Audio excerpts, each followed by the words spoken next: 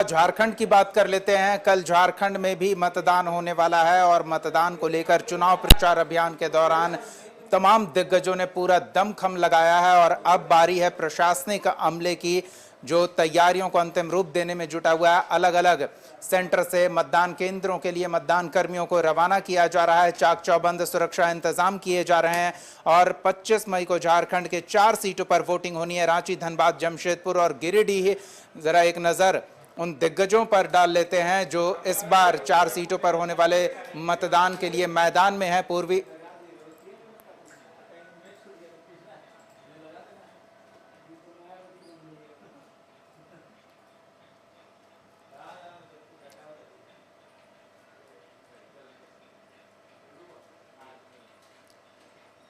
तो मतदान कर्मी रवाना हो रहे हैं मतदान केंद्रों के लिए और सुरक्षा के पर्याप्त इंतजाम किए गए हैं। अधिकारी पूरी प्रक्रिया पर नजर बनाए हुए हैं।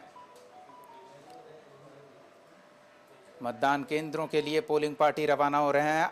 4 सीटों पर रांची, धनबाद, जमशेदपुर और गिरिडीह में मतदान होना है।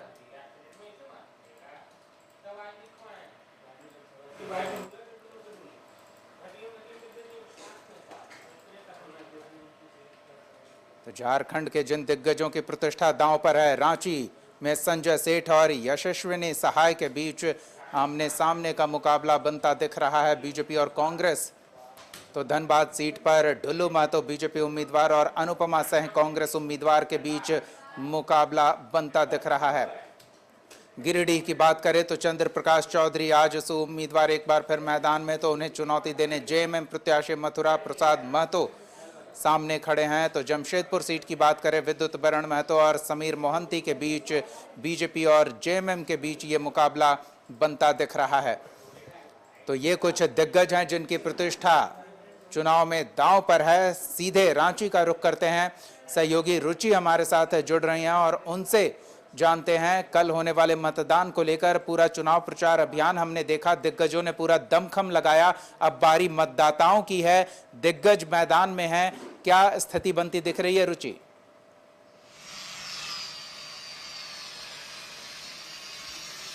हाँ बिल्कुल, देखिए एनडीए और इंडिया गठबंधन के बीच मुकाबला है और जिस लोकसभा संसदीय क्षेत्र में कल मतदान होने हैं, यानी कि रांची की बात की जाए, रांची, गिरिडीह, जमशेदपुर और धनबाद की बात की जाए, तो वहां पर तैयारियां लगभग पूरी कर ली गई हैं और 25 मई की रात 9 बजे तक निषेधाज्ञा भी, वैसे मतदान केंद्र के आसपास निषेधाज्ञा भी लागू हो गई है और ऐसे जो विधि व्यवस्था को अगर बिगाड़ने का प्रयास करेंगे तो उन्हें सीधे जेल जाना पड़ेगा। तो ऐसे में एक तरफ जो प्रशासनिक व्यवस्था है, प्रशासनिक तैयारी है या फिर चुनाव आयोग की तैयारी कहें, वो पुख्ता कर ली गई है। दूसरी ओर जो एनडीए हो या इंडी गठबंधन हो, दोनों ने अपने दमखम लगा लिए हैं और कल ही देर शाम जो है चुनाव का प्रचार प्रसार थम गया था।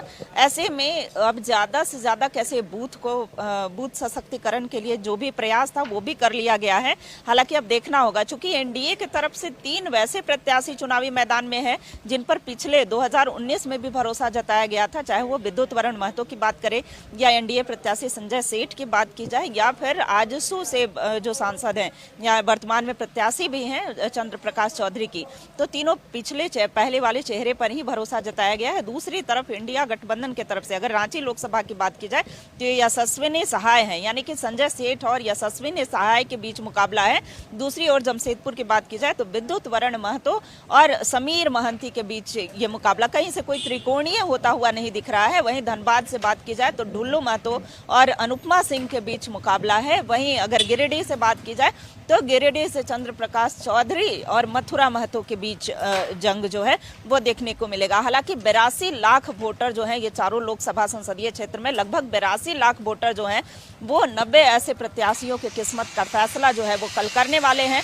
कल मतदान होगा और वैसे में उनके जो किस्मत का फैसला है वो ईवीएम में कैद हो जाएगी। हालांकि 4 जून को फैसला आएगा, लेकिन जहां तक बात करें कि 175 ऐसे बूथ बनाए गए हैं जहां पर महिला मतदान कर्मी जो हैं वो पूरी विधि व्यवस्था को संभाल रहे हैं। तो ऐसे में इलेक्शन कमीशन जो है वो भी पूरी तरह तैयार है, प्रशासनिक व्यवस्थाएं जो पूरी तरह पुख्ता कर ली गई हैं। और रांची लोकसभा संसदीय क्षेत्र की बात की जाए तो यहाँ पर भी मतदान के लिए जो पूरी प्रक्रिया है, ईवीएम मशीन से लेकर के हर कुछ तैयारी जो है वो लगभग पूरी कर ली गई है। जी दीपक। बिल्कुल, अलग अलग जगहों पर प्रत्याशियों के बीच जिस तरह का मुकाबला है, सबसे पहले राजधानी की बात कर लें। प्रधानमंत्री ने रोड शो किया और पार्टी के दिग्गज नेता प्रचार अभियान के लिए पहुंचे थे, लेकिन एक पुराने और प्रभावशाली नेता के सामने एक नए पार्टी प्रत्याशी को कांग्रेस ने उतारा है, यशस्विनी को। कितनी चुनौती बन सकती हैं यशस्विनी?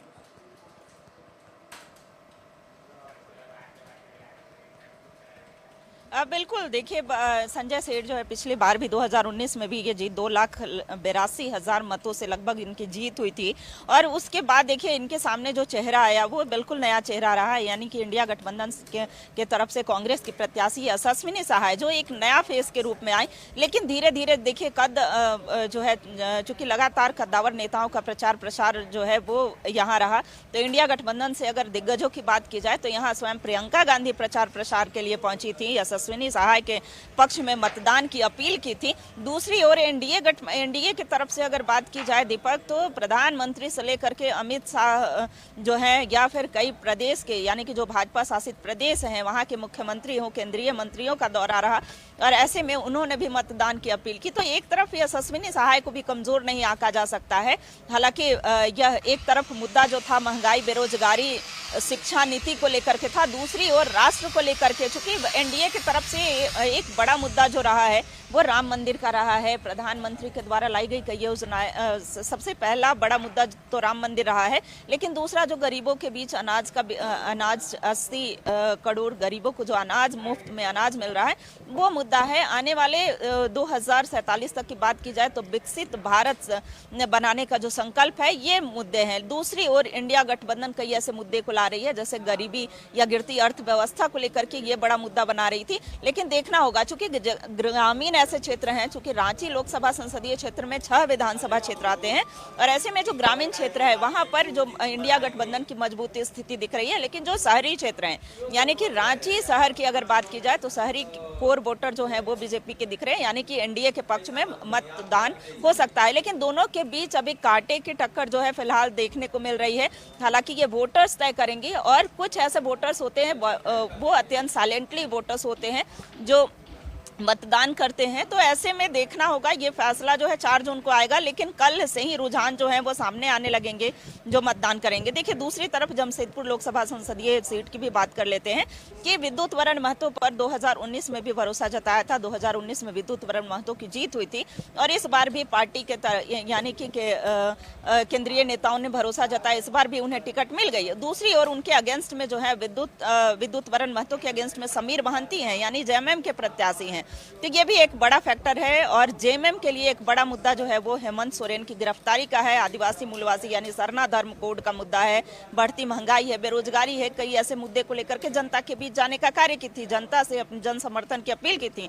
और उनके स्टार प्रचारक के रूप में अगर कल्पना सोरेन की बात की जाए तो कल्पना सोरेन ने प्रचार प्रसार किया, साथ ही साथ कई नेतागण जो हैं वो पहुंचे थे। मुख्यमंत्री चंपई सोरेन का भी लगातार दौरा रहा, उन्होंने जनता से अपील की थी। तो दोनों जो है एक दूसरे पर भारी पड़ते हुए देखे जा रहे हैं। अगर एक तरफ धनबाद की बात की जाए, चूंकि धनबाद से एनडीए के प्रत्याशी ढुल्लू महतो पर एनडीए ने भरोसा जताया है, तो ढुल्लू महतो के पक्ष में देखिए कई नेताओं ने जनसभा की, जन समर्थन की अपील की, लेकिन वहां भी समीकरण जो है वो बिगड़ता हुआ दिखा। चूंकि अनुपमा सिंह की अगर बात की जाए तो अनुपमा सिंह भी कम नहीं आंकी जा रही है, उन्हें भी एक अच्छा खासा जन समर्थन मिलता हुआ दिख रहा है। तो ऐसे में दोनों के बीच कांटे की टक्कर दिख रही है। एक तरफ ढुल्लू तो है, दूसरी ओर अनुपमा सिंह है। कोई त्रिकोणीय यहाँ पर मुकाबला नहीं है, कोई तीसरा प्रत्याशी नहीं है। बिल्कुल रुचि, तो चारों सीटों पर आमने सामने का मुकाबला है। अब देखना दिलचस्प है कि चुनाव प्रचार अभियान का किसके पक्ष में कितना प्रभाव बनता है और मतदाता अपने पसंदीदा प्रतिनिधि का चुनाव किस तरह से करते हैं। मतदान जरूर करें, तमाम लोगों से हमारी अपील है। झारखंड के 4 सीट और बिहार के 8 सीट समेत देश भर में जहां भी मतदान हो रहा है, आप अपने घर से निकले, अपने मताधिकार का प्रयोग करें, लोकतंत्र को मजबूत बनाने में अपनी भागीदारी सुनिश्चित करें। बहुत बहुत धन्यवाद रुचि इस तमाम बातचीत और जानकारी के लिए।